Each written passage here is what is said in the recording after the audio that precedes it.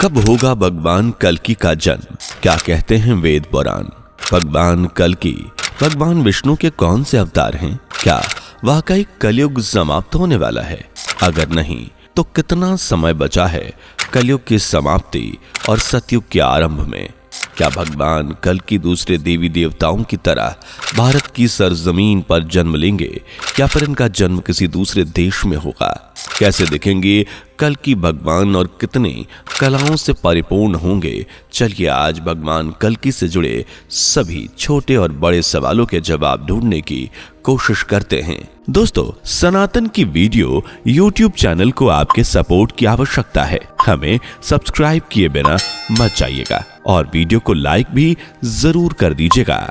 शास्त्रों में कहा गया है कि जब जब धरती पर पाप बढ़ेगा, धर्म की हानि होगी, तब तब भगवान विष्णु कल्याण करने और दुष्टों का नाश करने एक नए अवतार के साथ आएंगे। हिंदू धर्म शास्त्रों में भगवान विष्णु के टोटल 24 अवतारों के बारे में बताया गया है, लेकिन इनमें से सिर्फ 10 ही अवतार मुख्य माने जाते हैं। मत्स्य अवतार, कूर्म अवतार, वराह अवतार, नरसिंह अवतार, वामन अवतार, राम अवतार, परशुराम अवतार, कृष्ण अवतार और बुद्ध अवतार, जिन्होंने अलग अलग युग में आकर बुराइयों पर अच्छाई की जीत की। लेकिन अब हर किसी को भगवान विष्णु के 10वें अवतार यानी भगवान कल्कि का इंतजार है कि वो कब, कैसे और कहां जन्म लेंगे और कब पृथ्वी को अधर्म, पाप, विनाश, दुष्टों से मुक्ति दिलाएंगे। धार्मिक ग्रंथों के अनुसार जब कलयुग अपने अंतिम चरण पर होगा, पाप हद से बढ़ जाएगा, लोग जानवरों से अपनी भूख मिटाएंगे, बहुएं बाहर नौकरी करेंगी और सास घर का चूल्हा चौका संभालेंगी।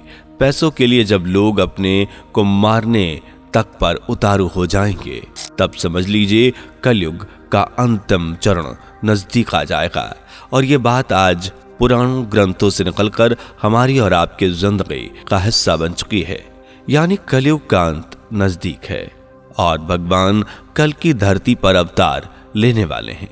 तो इसे जानने के लिए जल्दी से वीडियो को लाइक और चैनल को सब्सक्राइब कर लीजिए।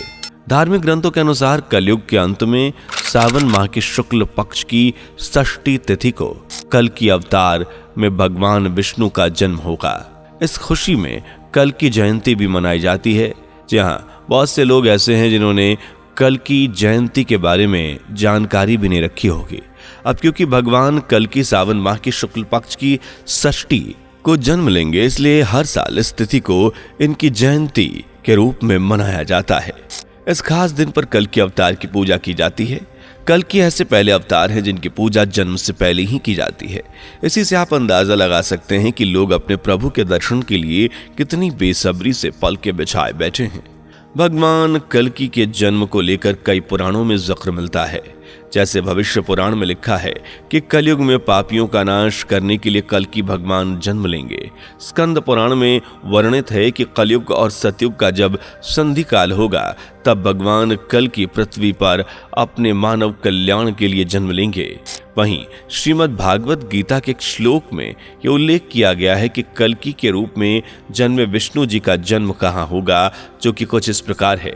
संबल ग्राम मुक्सस्य ब्राह्मणस्य महात्मनः भगवान विष्णु यशस्य कल्किः प्रादुर्भविष्यति। इसका सिंपल शब्दों में अर्थ समझें तो इसमें लिखा गया है कि संबल गांव में विष्णु यशा नाम के एक ब्राह्मण परिवार में कल्कि अवतार का जन्म होगा। जहां कल्कि भगवान का जन्म संभल नामक एक छोटे से गांव में होगा और यह गांव उत्तर प्रदेश के मुरादाबाद के पास ही बसा हुआ है। भगवान कल्कि के पिता का नाम विष्णु यशा होगा, जो कि भगवान के सच्चे भक्त होंगे और इन्हें वेदों और पुराणों का खास ज्ञान होगा। वहीं कल्कि की माता का नाम सुमति होगा, जो कि भगवान में आस्था रखने वाली एक महिला होंगी। जिस तरह राम जी के 3 भाई थे, ठीक उसी तरह कल्कि भगवान के पास भी 3 भाई होंगे, जिनके नाम सुमंत, प्राग और कवि बताए जा रहे हैं। कल्कि भगवान तीनों भाइयों के साथ मिलकर बुराई का नाश करेंगे। सिर्फ इतना ही नहीं, परिवार के अलावा भगवान कल्कि का अपना खुद का परिवार भी होगा। जहां कल्कि के 2 विवाह होंगे। इनकी पहली पत्नी होंगी लक्ष्मी रूपा पद्मा और दूसरा विवाह होगा वो माता वैष्णव देवी का शक्ति रूप रमा होंगी। धार्मिक मान्यताओं के अनुसार कल्कि अवतार में विराजमान भगवान विष्णु वैष्णव देवी से विवाह करेंगे। शास्त्रों में उल्लेख किया गया है कि भगवान श्री राम से विवाह करने के लिए देवी युगों से घोर तपस्या में लीन है। इनकी इसी मेहनत का फल इन्हें भगवान कल्कि देंगे, खुद इनसे विवाह करेंगे। इस तरह कल्कि एक नहीं 2 पत्नियों के पति बनेंगे और इनकी 4 संतानें भी होगी और चारों ही पुत्र होंगे जिनके नाम जय, विजय, मेघालय और बालाहक होंगे। यही भगवान विष्णु के कल्कि अवतार को मार्ग दिखाने वाले मार्गदर्शक होंगे परशुराम जी, जिन्हें अमरता का वरदान प्राप्त हुआ है। इसीलिए ये कलयुग में भगवान कलयुग की सहायता कर उन्हें सच्चाई, अच्छाई और धर्म का मार्ग दिखाएंगे। परशुराम ही वो ज्ञाता होंगे जो कल्कि को दिव्य शक्तियों की प्राप्ति कराएंगे, लेकिन इसके लिए कल्कि को भगवान शिव को प्रसन्न करना होगा। जी हाँ, जबकि कल्कि भगवान शिव की कठोर तपस्या कर उन्हें खुश करेंगे, तब शिव प्रसन्न होकर कल्कि को दिव्य शक्तियों से नवाजेंगे जो कि हथियार की तरह अधर्मियों का नाश करेंगी और धर्म को दोबारा से स्थापित किया जाएगा। बता दें कि भगवान विष्णु के इस अवतार को निष्कलंक भगवान के नाम से भी जाना जाता है। जिस तरह भगवान राम 12 कलाओं से परिपूर्ण थे, वहीं श्री कृष्ण 16 कलाओं से परिपूर्ण थे। ठीक उसी तरह भगवान कल्कि भी 64 कलाओं से परिपूर्ण होंगे। जैसे कुछ कलाओं की बात करें तो उनमें छंद और अभिधान कोश, छल विद्या यानी चालाकी से लोगों को अपनी बातों में लेने की कला, फटे कपड़े को सिलने की कला, जल तरंग, सैया रचना जैसी अनेकों कलाओं के मालिक होंगे। कल्कि अवतार कल्कि के पास एक सफेद घोड़ा भी होगा जिसका नाम देवदत्त रखा जाएगा। इसी घोड़े पर बैठकर कल्कि भगवान दुष्टों का नाश करेंगे।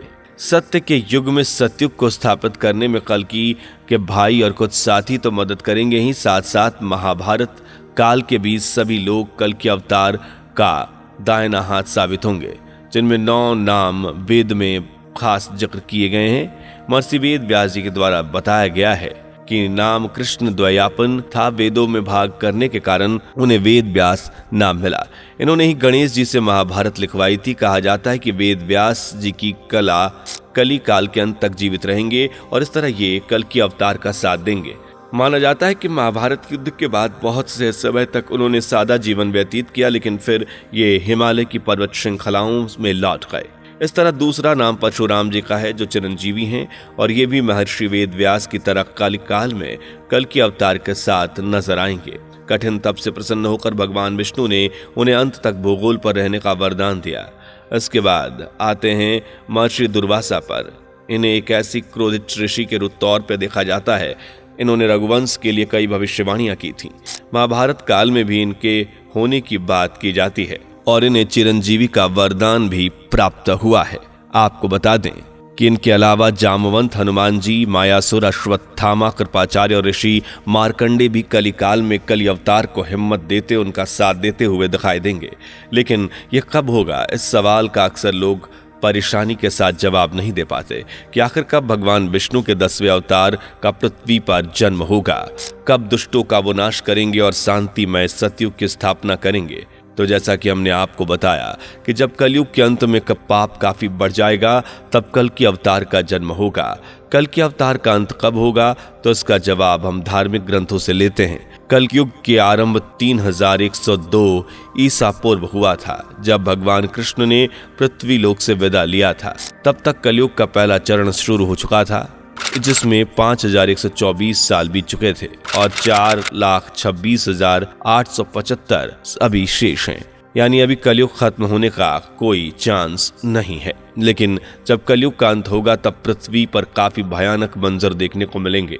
हर तरफ हाहाकार मचा होगा। लेकिन जब कल्कि अवतार आएंगे तो दुष्टों का नाश करेंगे, तब शांतिमय और सुखमय हो जाएगा सब कुछ और सतयुग की स्थापना होगी। इसलिए मित्रों, आज से ही अच्छे कर्म कीजिए ताकि भगवान कल्कि आपकी रक्षा करें। उम्मीद है आपको ये वीडियो पसंद आई होगी। अगर हाँ तो वीडियो को लाइक जरूर कीजिए और हाँ, चैनल पे नए हैं तो चैनल को सब्सक्राइब करके बेल आइकन को प्रेस करना ना भूलें। मुलाकात होगी हमारी अगली वीडियो में, तब तक के लिए नमस्कार। दोस्तों, आपकी स्क्रीन पर 2 और वीडियोस दिख रही हैं जिसे देखने के लिए स्क्रीन पर क्लिक करें। दोनों देखिएगा, बहुत अच्छी वीडियो बनी है।